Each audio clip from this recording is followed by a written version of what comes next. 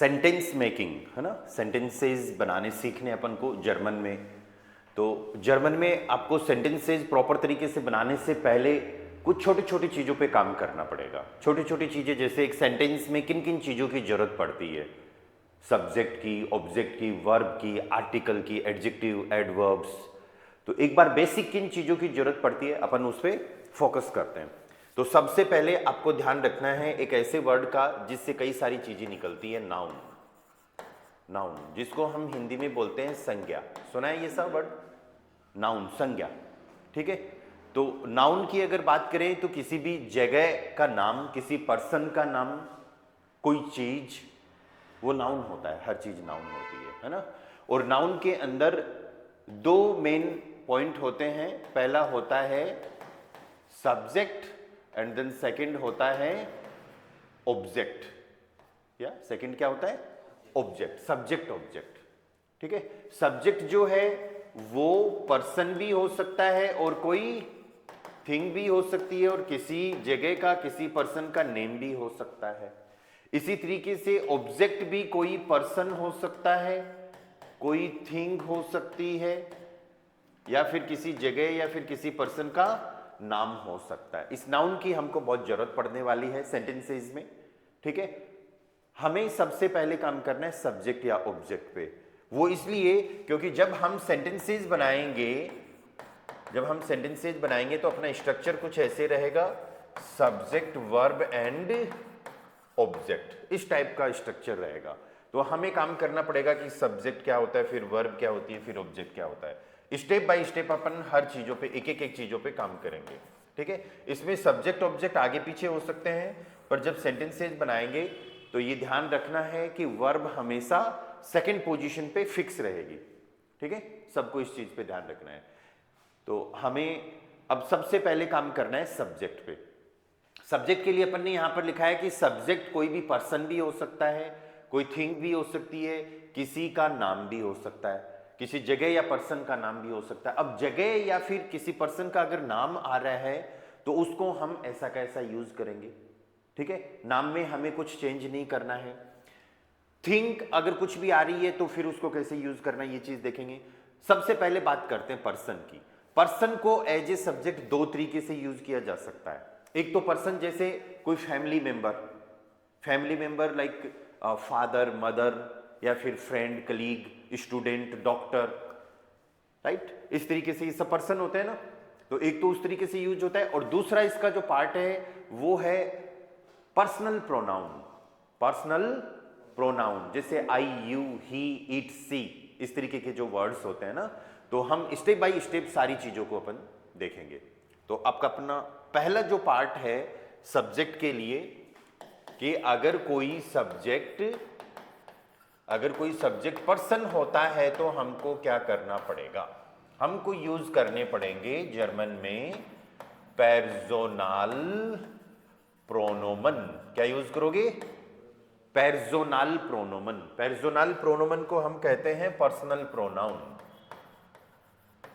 Personal pronoun वो words होते हैं, ध्यान देना, पर्सनल प्रोनाउन वो वर्ड्स होते हैं जो किसी न किसी पर्सन को इंडिकेट करते हैं। क्या? पर्सन को, मैं, तुम, यह, वह, हम, वे, इस टाइप के वर्ड्स होते हैं। तो सबसे पहले तो अपन को एज ए सब्जेक्ट पर्सन कुछ पर्सनल प्रोनाउन वर्ड्स लर्न करने पड़ेंगे। वो कुछ ऐसे हैं, इश, दू, एर, एस, जी, वियर, ईयर, जी। इन वर्ड्स को लर्न करना है हमें। या इश, दू, एर, एस, जी, क्या साउंड है इनका? देखो साउंड, इश प्रोनाउंसिएशन सही करना है, इश, दू, एर, एस, जी, वियर, ईयर, जी। ये प्रोनाउंसिएशन है। प्रोनाउंसिएशन के साथ में इनका मीनिंग भी लर्न करना है।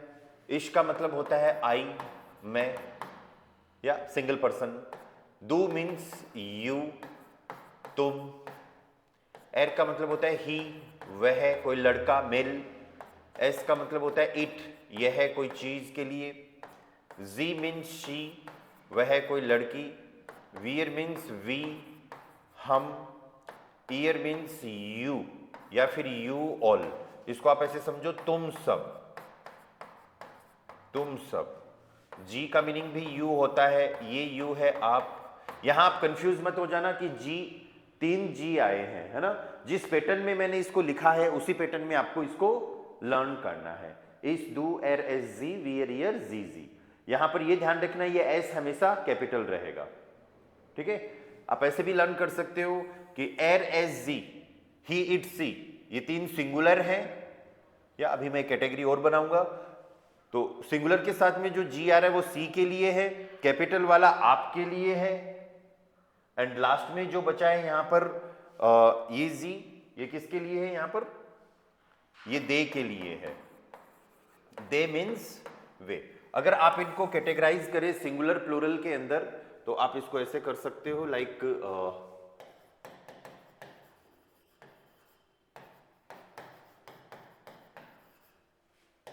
सिंगुलर प्लूरल, या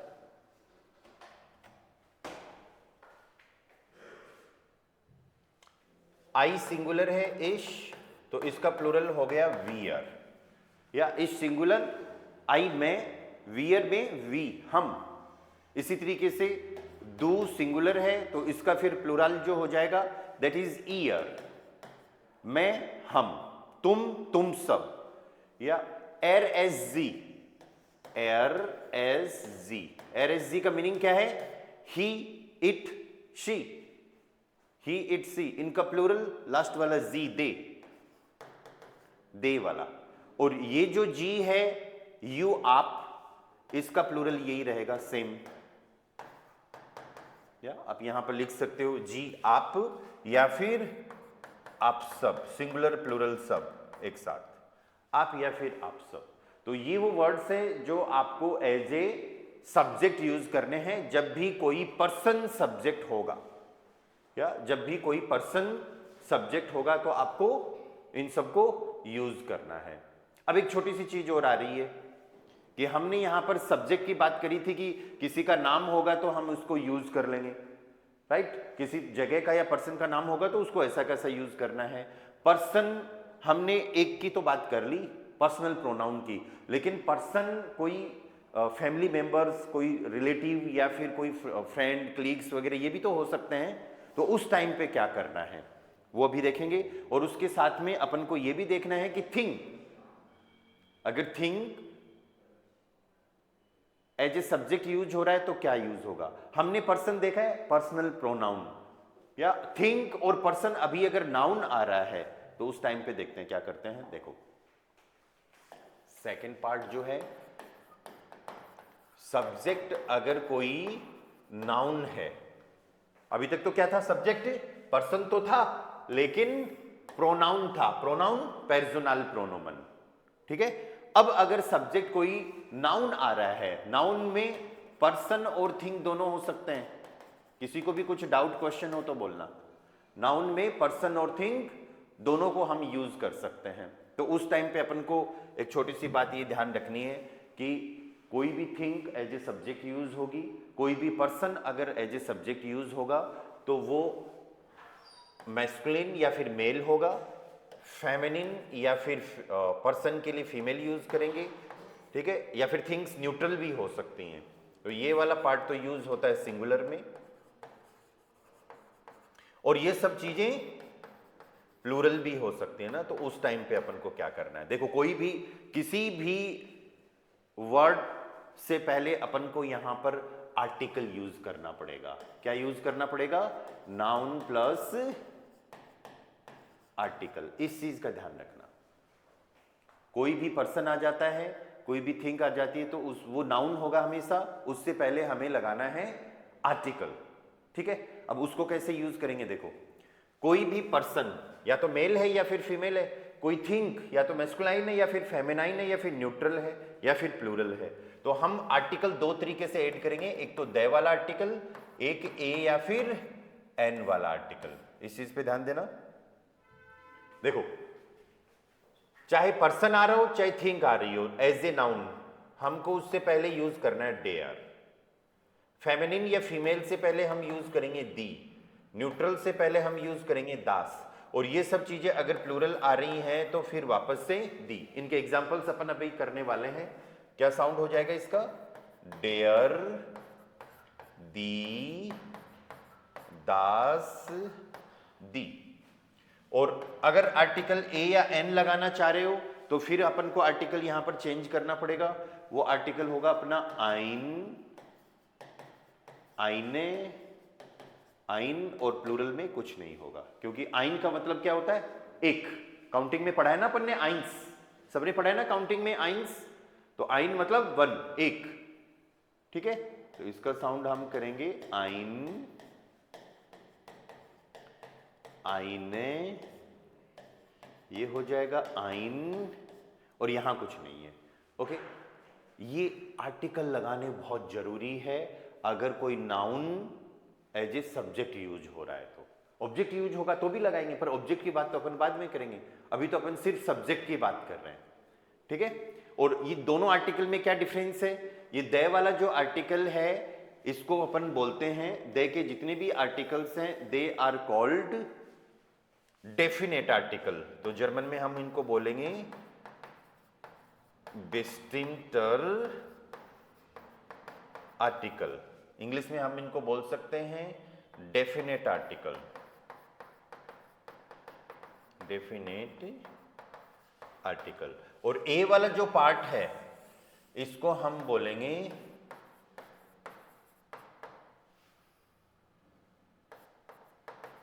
उनबेस्टिमटर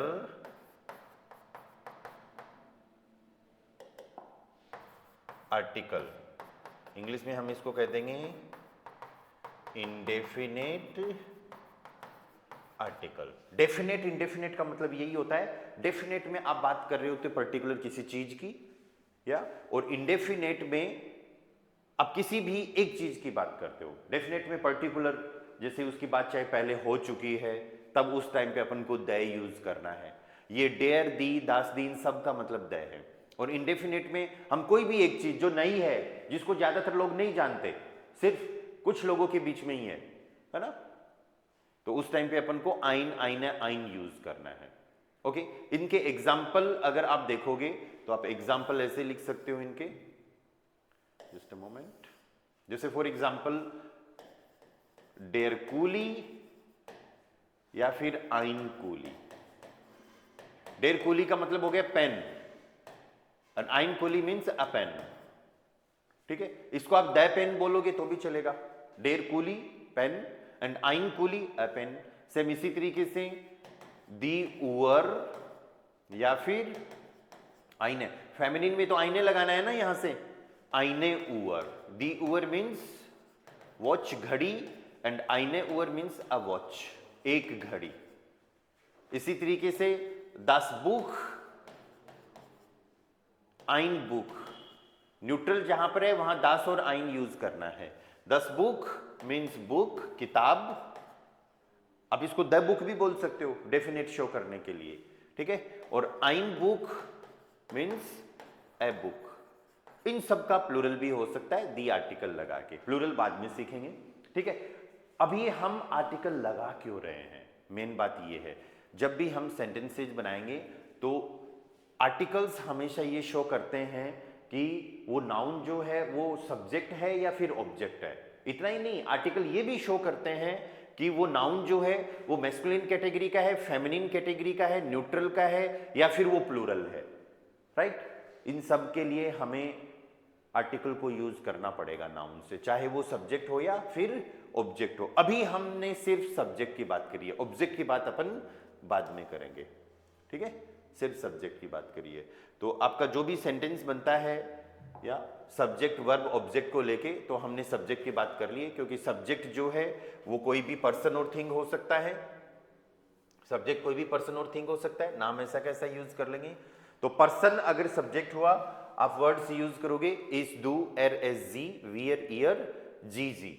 और थिंक अगर कोई सब्जेक्ट होती है, या फिर फैमिली मेंबर जैसे कोई सब्जेक्ट होता है, तो फिर उस टाइम पे हमको उससे पहले लगाना है डेयर दी दास दी।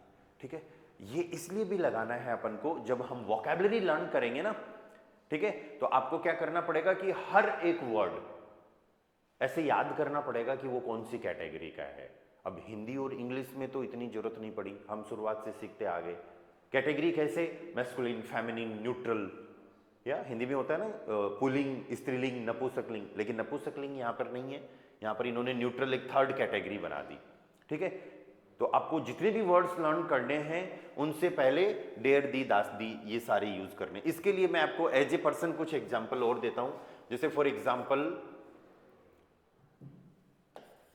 डेयर फाटर, पर्सन की अगर बात करें, दी मोटर, फाटर कौन हो गए, फादर, मोटर मदर। तो मेल अगर है तो डेयर लगाना है, फीमेल है तो दी लगाना है। ठीक है, इसी तरीके से डेयर, डेयर से आपको यह पता चलना चाहिए कि वो मैस्कुलिन है।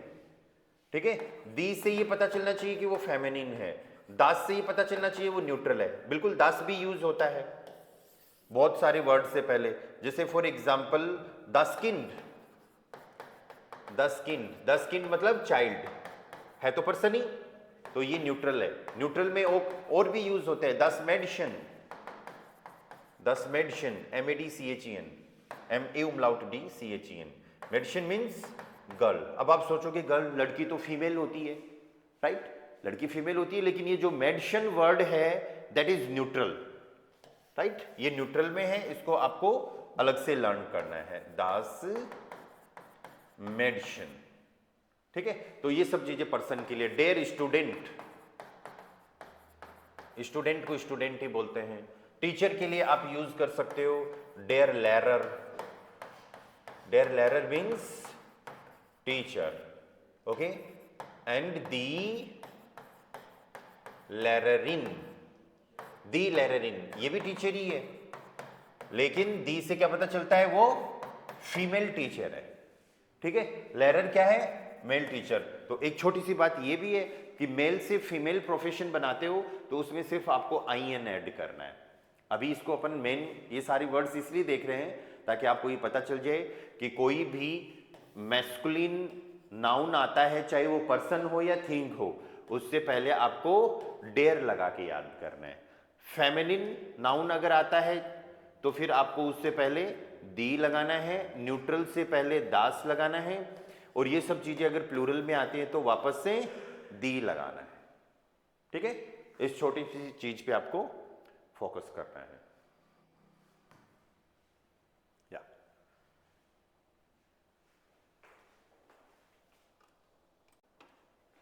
या बाकी लोगों को क्लियर है सब्जेक्ट कैसे यूज करना है पर्सन और थिंग से पहले? ठीक है, नेक्स्ट पार्ट आता है अपना वर्ब का। ठीक है, ऑब्जेक्ट की बात बाद में करेंगे, आज थोड़ी सी बात अपन वर्ब की भी करते हैं। ठीक है, तो वर्ब को अपन बोलते हैं das Verb, die Verben। ठीक है, वी का साउंड फाउ होता है ना, तो इसको फैर्ब एक बार अपन को साउंड नहीं करना, अपन को क्या साउंड करना है, ये इंग्लिश से बना हुआ है इसलिए das Verb, die Verben। देखो यहां पर भी ये वर्ब वर्ड जो है ये न्यूट्रल कैटेगरी का है, और इसका प्लूरल जब हुआ तो हमने इससे पहले क्या लगा दिया, डी। हाँ, जर्मन में हम वर्ब 3 तरीके की लर्न करेंगे। सबसे पहले जो वर्ब्स आ रही हैं उनको हम कहते हैं हिल्फ्सवर्बन। क्या कहेंगे, हिल्फ्सवर्बन। सेकंड वर्ब्स जो आ रही हैं दैट इज हाउप्टवर्बन, एंड थर्ड कैटेगरी के जो वर्ब आ रही है दैट इज मोडालवर्बन। तो पहले अपन को सीखनी है हिल्फ्सवर्बन एंड हाउप्टवर्बन। मोडालवर्बन अपन सेंटेंसेस बनाने के बाद सीखेंगे। हिल्फ्सवर्बन होती हैं हेल्पिंग वर्ब्स। ठीक है, जर्मन इंग्लिश में हेल्पिंग वर्ब्स के कई तरीके के सेंटेंसेस बनते हैं ना, जर्मन में हेल्पिंग वर्ब्स से ज्यादा सेंटेंसेस नहीं बनते। जर्मन में हेल्पिंग वर्ब्स भी मेन वर्ब होती हैं। ठीक है, कैसे होती हैं उन सब की अपन बातें करेंगे। ठीक है, हाउप्टवर्बन होती हैं मेन वर्ब्स जो मेन एक्शन शो करती हैं। हिल्फ्सवर्बन सहायक क्रिया, हाउप्टवर्बन मेन वर्ब्स मुख्य क्रिया ना, एंड मोडालवर्बन होती हैं मॉडल वर्ब्स जो मेन वर्ब का मूड बताती हैं। तो इनकी बात अपन बाद में करेंगे। सबसे पहले अपन को काम करना है अपने फर्स्ट पार्ट पे, विच इज हिल्प्स वर्बन। हिल्प्स वर्बन, हेल्पिंग वर्ब्स। हेल्प्स वर्बन कौन सी वर्ब है? Helping verb. जर्मन में आपको सिर्फ 3 हेल्पिंग वर्ब लर्न करनी है और अभी हम इनको एज ए मेन वर्ब भी यूज करेंगे, मतलब इस कैटेगरी में, हाउप्ट वर्बन वाली कैटेगरी में भी यूज करेंगे। तो फिर इनको अलग से क्यों पढ़ रहे हैं? 1-2 ग्रामर ऐसी आएगी जिनमें हमको इनकी सेपरेटली जरूरत पड़ेगी, उस टाइम पे मेन वर्ब्स भी यूज होंगी। ठीक है, चलो। तो 3 हेल्पिंग वर्ब्स हैं, तीनों बहुत अच्छे से याद करना। फर्स्ट है जाइन, सेकेंड वन हाबन एंड थर्ड वन वेर्डन। क्या साउंड है इनका? जाइन, जाइन हाबन एंड वेर्डन। ठीक है, अपन इनको as a helping verb use करें तो इनका मीनिंग निकलता है इज, एम, आर। हाबन का मीनिंग निकलता है हैज, हैव, एंड वेर्डन का मीनिंग निकलता है विल। ठीक है, वेर्डन का तो विल सिंगल मीनिंग निकल गया, लेकिन इधर हैज, हैव 2 क्यों है, इधर इज, एम, आर 3 क्यों है? कभी सोचा आपने? इनको as a main verb use करोगे तो इनका मीनिंग निकलेगा टू बी, किसी चीज का होना, किसी पर्सन का कुछ होना। हाबन, इसको as a main verb use करेंगे तो टू हैव, मतलब कोई चीज अपने पास रखना। एंड वेर्डन का मीनिंग होता है to become. To become means बनना। बिकम का मीनिंग क्या हो गया? बनना। तो जाइन, हाबन, वेर्डन, ये 3 हेल्पिंग वर्ब है। मैंने अभी आपसे पूछा कि ये 3 क्यों है, इज, एम, आर क्यों है, इधर 2 क्यों है, हैज, हैव क्यों है? क्या रीजन है इनका? Any idea? इनको हम सेपरेटली यूज करते हैं, है ना, सब्जेक्ट के अकॉर्डिंग यूज करते हैं।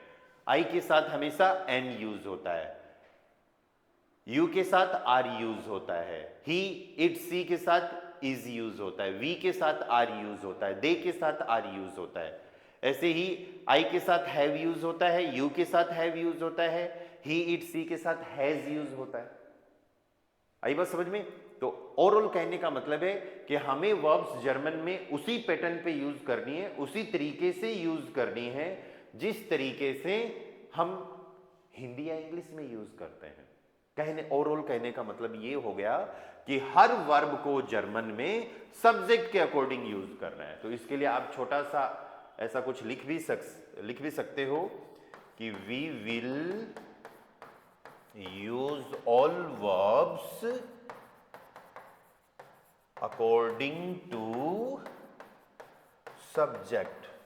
हम जितनी भी वर्ब्स होती हैं उनको सब्जेक्ट के अकॉर्डिंग यूज करेंगे। We will use all verbs according to subject. ठीक है, और सब्जेक्ट के हिसाब से किसी वर्ब को यूज करने की एक प्रोसेस होती है।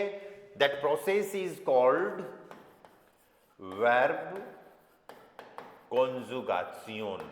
उस प्रोसेस को क्या बोलेंगे? Verb conjugation. हिंदी में इसको कहते हैं कॉन्जुगेशन को क्रिया का रूप। क्रिया का रूप कि किस सब्जेक्ट के साथ क्या वर्ब यूज हो रही है। अब सब्जेक्ट तो मैंने आपको पर्सन और थिंग 2 बताए हैं, नाम होगा किसी का वो आ जाएगा। पर्सन और थिंग 2 सब्जेक्ट होते हैं ना। अभी अपन को पर्सन के हिसाब से यूज करना है। पर्सन के हिसाब से यूज करना अगर आ गया तो थिंग के हिसाब से फिर अपने आप यूज हो जाएगा, है ना। वो इजी है, कैसे करना है वो सब बातें करेंगे। तो ये 3 वर्ब्स जो अपन ने इधर लिखी है, जाइन, हाबन, वेर्डन, ये 3 वर्ब ऐसी हैं हेल्पिंग वर्ब में। ये 3 वर्ब ऐसी हैं, इनका वर्ब कॉन्जुगेशन, यहां पर जो भी वर्ब कॉन्जुगेशन होगा, इनका क्रिया का रूप सब्जेक्ट के अकॉर्डिंग जो भी आएगा वो हम स्पेशली उनको लर्न करेंगे। अलग से ही आपको याद करना पड़ेगा। बाकी जो भी मेन वर्ब्स आएंगी, मेन वर्ब्स या फिर मॉडल वर्ब्स जो आएंगी, इनकी ट्रिक है, इनका इजी है। 3 वर्ब्स का तो हम इस पे सेपरेटली अलग से लर्न कर सकते हैं ना, राइट। चलो देखो कैसे यूज करना है। पहली वर्ब आ रही है अपनी जाइन। जाइन का मीनिंग होता है टू बी, किसी चीज का होना, या फिर इज, एम, आर। इसको यूज करने के लिए अपन को जरूरत पड़ेगी सारे सब्जेक्ट्स की। इस, डू, एरजी, वियर, ईयर, जी। अरे यही लिखे थे ना अपन ने पर्सन में सब्जेक्ट। याद है क्या आपको? इश का मतलब क्या है? आई। दो मीन्स यू, एर ही, एस इट, जी शी, वियर वी, ईयर यू, तुम सब, है ना, और जी यू, आप या आप सब, और लास्ट वाला जी दे। तो ये जो सब्जेक्ट है इनके हिसाब से इसको यूज करना है। तो कैसे यूज होगा देखो, इश बिन, इसके साथ क्या लगेगा? बिन। दो के साथ बिस्ट, एर के साथ इष्ट, एस के साथ इष्ट, जी के साथ इष्ट, वियर के साथ लगाना है जिंट, ईयर के साथ लगाना है जाइट, जी के साथ यूज करना है जिंट, एंड जी के साथ यूज करना है जिंट। ठीक है। अब आप सोचोगे वर्ब तो जाइन थी, इधर तो जाइन कुछ आया ही नहीं। ठीक है, ये सब्जेक्ट जो भी थे, इस, डू, एर, एस, जी, वियर, ईयर, जी, इन सब के साथ में इस जाइन वर्ब को हमने यूज किया है। ठीक है, तो ये जो भी है बिन, बिस्ट, इष्ट, जिंट, जाइट, जिंट, जिंट, ये सब जाइन वर्ब से निकला है, तो ये सब जाइन वर्ब है। ठीक है, और इंग्लिश में भी तो यूज नहीं हुआ। इंग्लिश में वर्ब तो टू बी थी और निकला उससे इज एम आर है, जबकि दोनों का मतलब क्या होता है? होना। ठीक है, तो इन सब का मतलब भी होना ही है। इनको अगर आप किसी, हालांकि सेंटेंसेस बाद में बनाएंगे, पर अगर आप इन सब को सेंटेंसेस में यूज करना चाहो तो आप इसको यूज कर सकते हो। पहले मीनिंग लिख लेते हैं। इश बिन का मतलब हो गया आई एम, दो बिस्ट मीन्स यू आर, एरिस्ट का मतलब हो गया ही इज, या एसिस्ट का मतलब हो गया इट इज, जी इस्ट का मतलब हो गया सी इज, वियर जिंट का मीनिंग हो गया वी आर, ईयर जाइट का मतलब हो गया यू आर, जी जिंट का मतलब हो गया यू आर, एंड जी जिंट का मीनिंग हो गया दे आर। ऐसे कंफ्यूजन में तो नहीं हो कि तीन यू क्यों है? दो के साथ जो आ रहा है, दो बिस्ट यू आर, ये है कि तुम हो। ठीक है, ईयर जाइट के साथ जो यू आर आ रहा है, इसका मतलब है कि तुम सब हो, एंड जी जिंट के साथ जो यू आर आ रहा है, इसका मतलब क्या है? आप या आप सब हो। ठीक है, आप अगर चाहो तो यहां पर सेंटेंसेज भी बना सकते हो। आपको कहना हो कि आई एम इन जयपुर, मैं जयपुर में हूं, तो आई एम के साथ, आई के साथ आपको बिन ही यूज करना है। जैसे इंग्लिश में एम ही यूज होता है ना, आई आर तो नहीं होता, आई इज भी नहीं होता, आई के साथ एम यूज होता है, वैसे ही इसके साथ बिन यूज करना है। तो आपका सेंटेंस बनेगा इश बिन, इनको जर्मन में इन ही बोलते हैं और जयपुर को जयपुर ही बोलेंगे। इश बिन इन जयपुर। आप अपना नाम भी बता सकते हो इससे, या जैसे फॉर एग्जाम्पल इश बिन अशोक, इस तरीके से आप भी अपना नाम बता सकते हो। या वी आर स्टूडेंट्स, तो वी आर, वियर जिंट, वियर जिंट स्टूडेंट, सिंगुलर, एंड प्लूरल हो जाएगा स्टूडेंटन। प्लूरल एस लग के बनता है, ई एन लग के बनता है, ई लग के बनता है, राइट। प्लूरल के अलग अलग तरीके हैं, सिर्फ इंग्लिश जैसा नहीं है कि एस या एस लग गया और काम हो गया, है ना। तो प्लूरल के अलग अलग तरीके हैं, अपन को ध्यान रखना है इस चीज का। अभी अपन कुछ सेंटेंसेज इसलिए बना रहे हैं ताकि हमें पता चल जाए कि इन वर्ब्स को सेंटेंसेज में कैसे यूज करना है। तो आज हम दो ही चीजों, यस सर एक्चुअली इसके अंदर जो ईयर एंड कैपिटल वाला जी है, इसमें जिसमें आपने यू लिखा है, तुम सब एंड आप सब, तो इसमें कैसे पता चलेगा सेंटेंस में कि कहाँ तुम सब की बात हो रही है, कहाँ आप सब की बात हो रही है? जब ईयर बोलोगे दैट मीन्स तुम सब, जी बोलोगे तो आप सब, और आप ईयर की बजाय ये पूछो कि कैपिटल और स्मॉल जी में कैसे पता चलेगा। इधर तो वर्ब भी सेम है और लिखने में तो चलो एस कैपिटल है, लेकिन बोलेंगे तब तो दोनों में जी जिंट जी जिंट ही आएगा।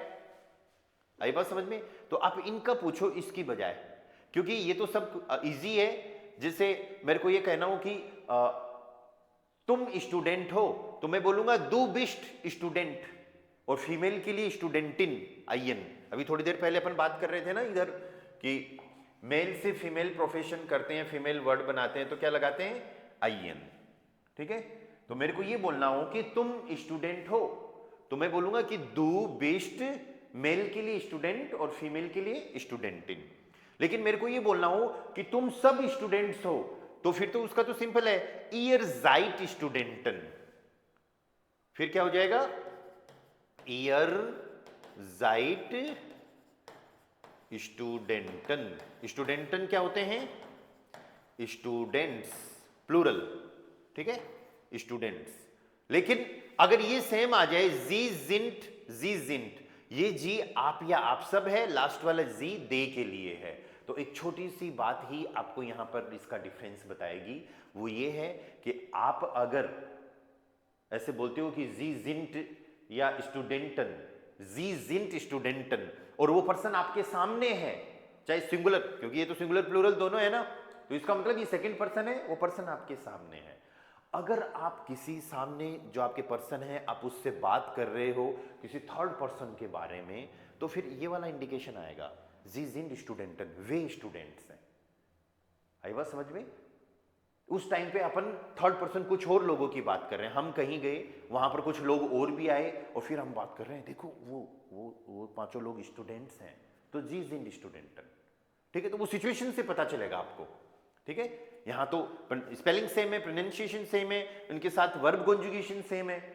तो यहां पर कैपिटल जी वाले में आपके सामने जो पर्सन है, आप डायरेक्ट उससे बात कर रहे होते हो, ठीक है। और लास्ट दे वाले में आप किसी उस बात तो उसी से कर रहे हो, लेकिन उसकी नहीं कर रहे, थर्ड पर्सन की कर रहे हो, राइट, थर्ड पर्सन की कर रहे हो कि वे स्टूडेंट्स हैं। चालू समझ में आया भी कुछ?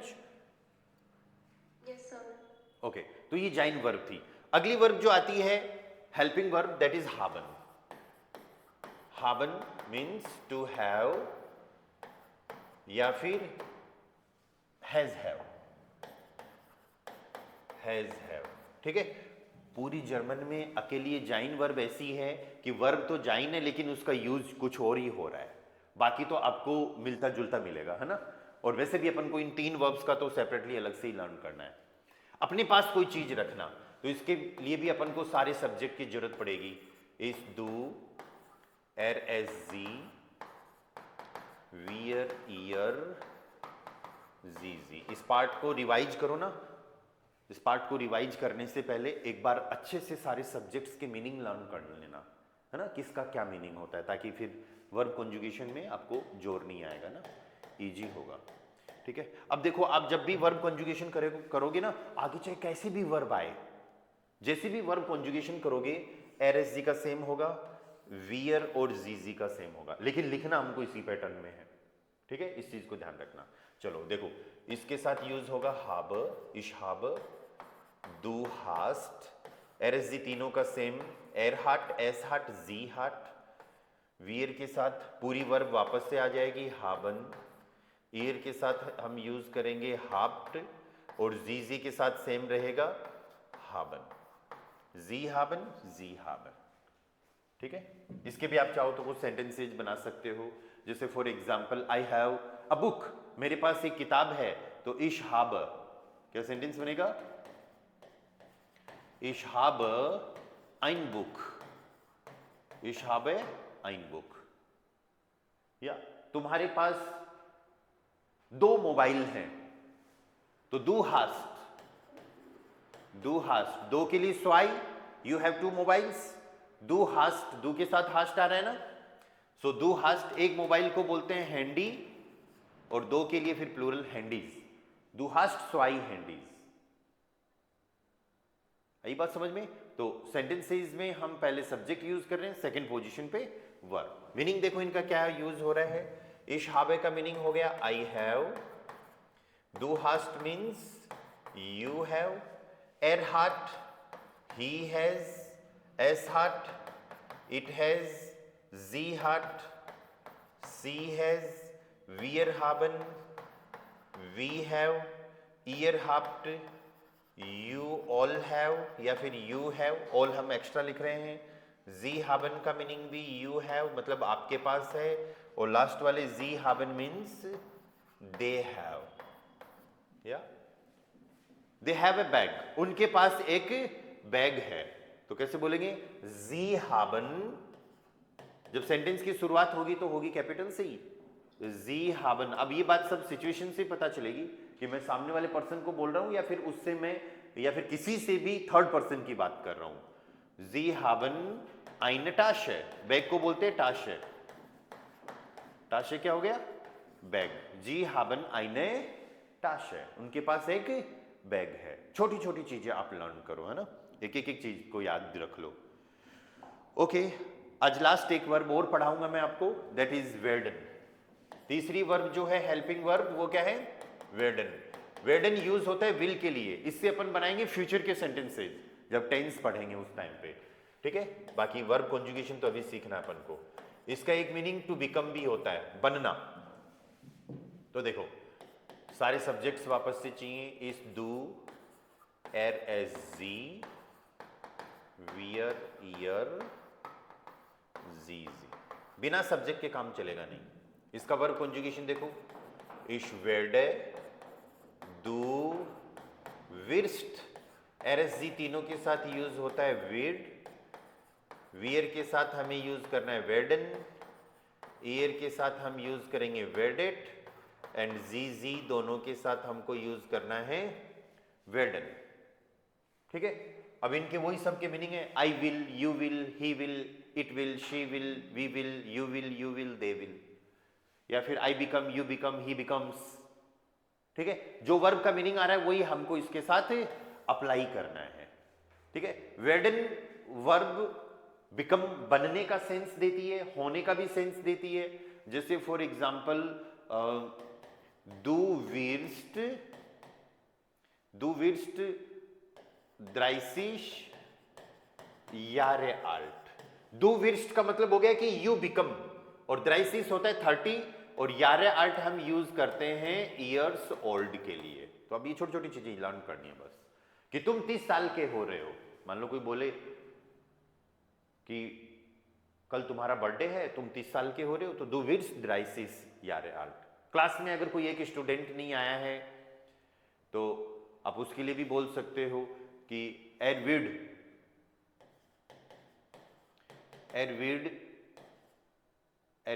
अगर मान लो बीमार हो गया तो एरविड क्रांक। हालांकि यहां पर इसका पास्ट यूज करेंगे, राइट, क्योंकि वो हो गया। अभी ऐसे तो कह नहीं सकते ना कि वह बीमार हो रहा है, एरविड क्रांक, लेकिन सिंपल जनरल टॉक में इसको यूज किया जा सकता है, एरविड क्रांक। ओके, सेम इसी तरीके से वियर वेर्डन